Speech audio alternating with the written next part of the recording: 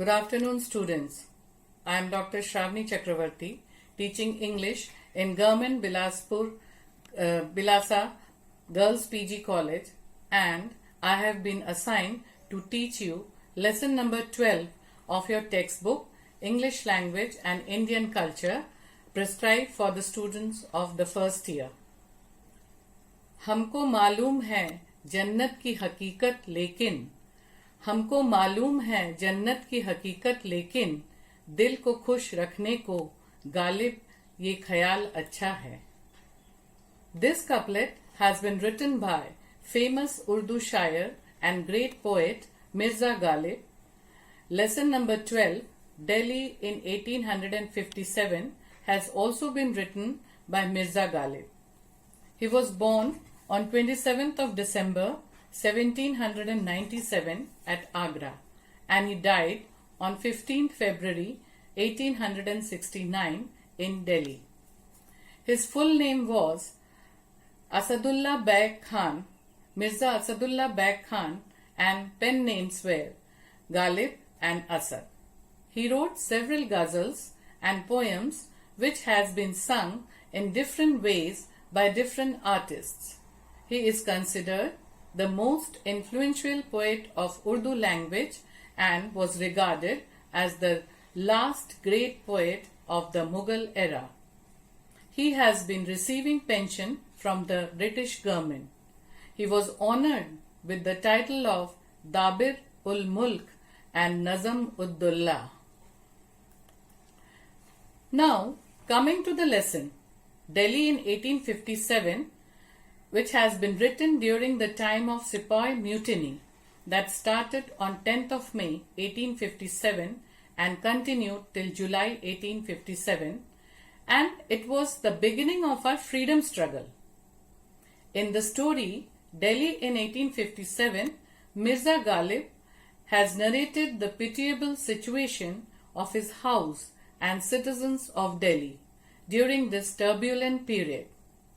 He begins by saying that when the British soldiers seized the whole city and were rampant killing and looting the people of Delhi, his wife has managed to hide all their jewelry and valuable to their friend Kale Sahib's house in Delhi, where it was kept in the cellar, and the door of the cellar was blocked by a clay wall. So, at that time, when they needed their valuables, it was not possible to retrieve it from Kale Sahib's house. His pension was also suspended by the British rule, and it was very difficult for him to sustain his living. He was left with his clothes and bedding, which was the only source of living, and he was afraid to think that what will happen when all his clothes will be sold out. I quote from the text, quote, "And so I send my clothes and bedding to keep my body and soul together, and men might say that where others eat bread, I eat cloth," unquote. From his meager earnings received by selling clothes and bedding, he had to feed not only his own family but also his loyal servants and suppliants. This shows that Ghalib was a kind-hearted person who had a great concern for all the people who were around him and served him. As is evident from these lines from the text, I quote, "Even in these bad times they cry to me and cry more unwelcome than the cock's untimely crow that pierces my heart and adds to my distress," unquote. Cock's untimely crow is suggestive of the unpleasant time. Ghalib says, I quote, "And now that these raising sickness and sorrows which oppress my mind, my body and soul have sapped all my strength and spirit, the thought comes suddenly to my mind. How long can I occupy myself adorning this toy I call a book?" In these lines, Mirza Ghalib has described that when the British soldiers seized the city of Delhi and people, who were suffering from distress, sickness, misery, sorrow and despair, how can he, being a responsible citizen, continue with his passion, that is, writing poetry and ghazals, at such a difficult time, and his mental and physical health was also getting deteriorated by the prevailing conditions of the people of Delhi and himself.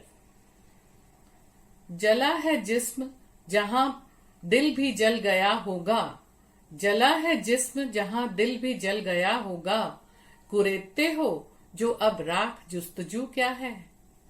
Finally, Ghalib says that this difficult time has to end up either in death or beggary.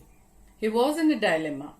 If he chooses death, then the story doesn't continue further, and that will make his readers more sad. And if he chooses beggary, then he has to go door to door to beg small pieces of food, receiving in its place abuse, humiliation and disgrace. ये चंद दिन की दुनिया है गालिब, ये चंद दिन की दुनिया है गालिब, यहाँ पलकों पर बिछाया जाता है नजरों से गिराने के लिए. At this stage, even if Ghalib did not get could have got his pension back, that is not sufficient to wipe clean the mirror of his heart, as it has already been stained and shattered badly like a ruin, and he has no other alternative but to leave Delhi and move to a strange land. That means he had to start afresh. We see at the end that pathetic story that Ghalib has written about the misfortune that has befallen on the people of Delhi and himself between May and July of 1857 comes to a halt as Ghalib stopped writing from 1st August 1857. Now, let us come to the second part of this lesson, that is exercise. First, we have a comprehension. The first question in the comprehension is a question where we have to choose the correct answer according to the context. The first is, Ghalib's wife sent the jewels and valuables to a friend's house because she feared that. There are 4 options, and first I will read out all the options and then I will let you know what is the correct answer. So students, please keep your books with you. Ghalib would take them away from her. Second, the looters would take them. Third, the British soldiers will loot them. And the fourth, she will be forced by Ghalib to sell them. So the correct answer is the B, or the second, the looters would take them. Second question, what does Ghalib mean by the looters? Again, there are 4 options. Listen to it carefully. A, the British soldiers. B, the common thieves. C, the Indian mutineers. And D, Ghalib's friends and relatives. So the correct answer is the British soldiers, A. Next question is, when were the British soldiers given freedom to loot and kill? Options are, after the Indian mutiny had failed. B, after Queen Victoria's visit to India. C, after Ghalib's death. And D, after Indians ran away from the battlefield. So the correct answer is after the Indian mutiny had failed, that is A. Now the next question is, what does Ghalib mean when he says that he eats cloth? Option A is he has no bread and therefore eats cloth. B, he buys food with the money he gets on selling his clothes. C, the British government forces him to eat cloth. And D, the British soldiers stuff his mouth with cloth so that he may not speak against the British Raj. And the correct answer is B, that is he buys food with the money he gets on selling his clothes. Now, the next question is, in addition to himself and his wife, who else depended on Ghalib for their bread? Again, there are four options. Option A is Ghalib's parents, B. Ghalib's brothers and sisters, C. Ghalib's friends, and D. Ghalib's servants and other poor people who lived on his charity before the 1857 mutiny. So, the correct answer here is the option D, that is Ghalib's servants and other people who lived on his charity before the 1857 mutiny. Now we come to the second question of this comprehension, that is mark the sentences below true or false according to the context in the passage. I am reading out the sentences, then I will tell you which is true and which is false. A. Ghalib was happy with the British rule in India. This is false. B. There was total peace in Delhi in 1857. Again, this is false. C. 1857 mutiny made life very difficult for Ghalib. This is true. And the last question which has been asked is Ghalib was as worried about his servants as about himself and his wife. Again, this is true. So now we come to the third part of this comprehension, that is answer the questions given below in one complete sentence each using your own words as far as possible. First, where did Ghalib's wife send her jewels and valuables? The answer to this question is Ghalib's wife had sent her jewels and valuables to their friend Kale Sahib's house in his cellar. B. Where is Kale Sahib's house where those jewels and valuables stored? Those valuables and jewels were stored in Kale Sahib's house cellar, which was closed by a clay wall. The third question is, what was it that Ghalib did not hope to get again from the British government?